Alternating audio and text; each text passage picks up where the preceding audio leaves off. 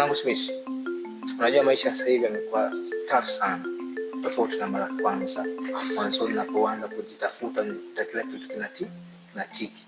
Lakini kadri muda unapokuwa unazidi kwenda, maisha yanakuwa magumu. Yaani kile unachokigusa hakifanikiwi. Ukigusa huku hufanikiwi. Unajipata sasa mpaka sometimes unakufuru. Hivi kwa nini Mungu amekufia maisha haya? Unajua watu wanasema kwamba ujana ni maji ya moto. Yes. Sisi vijana tunafikiria hivyo mpaka sio kufikiria kufuru, ni kwa sababu ya ujana tulionao sisi. Lakini tukijitambua sisi vijana, sidhani kama hata tuna uwezo wa kufuru. Nikwambie kitu kimoja. Yeah.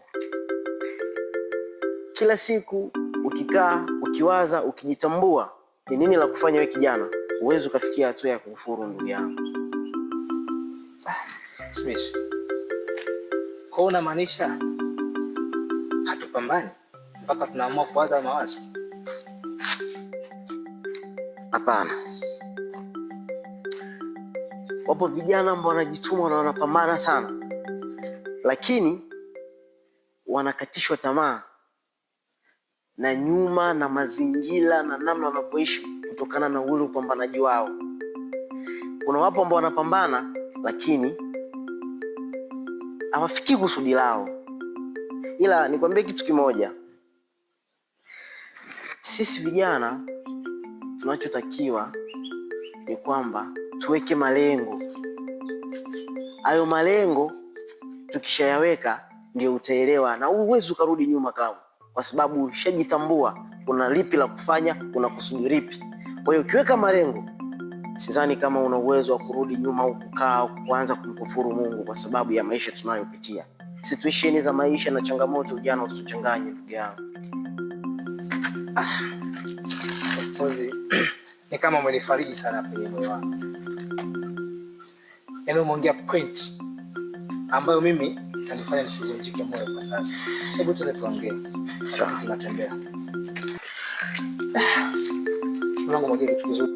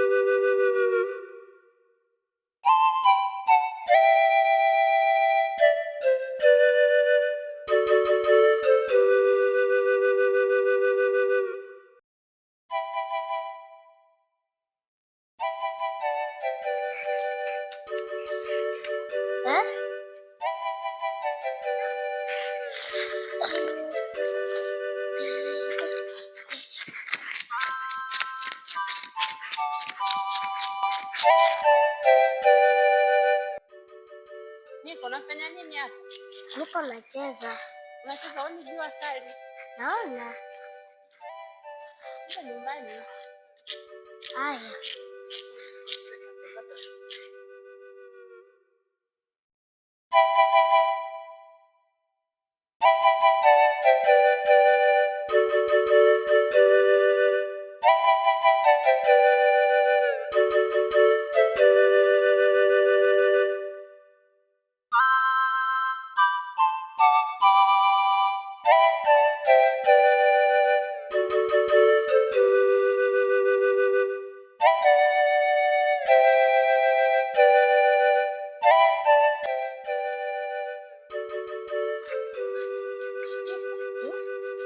Wende nyumbani sawa?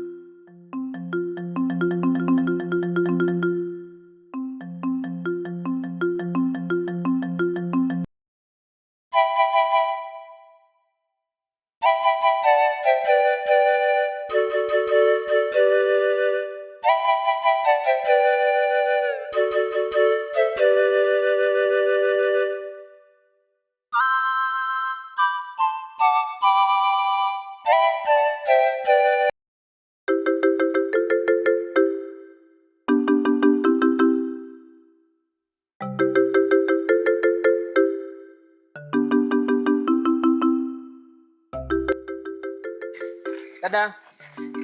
Dada. Samani.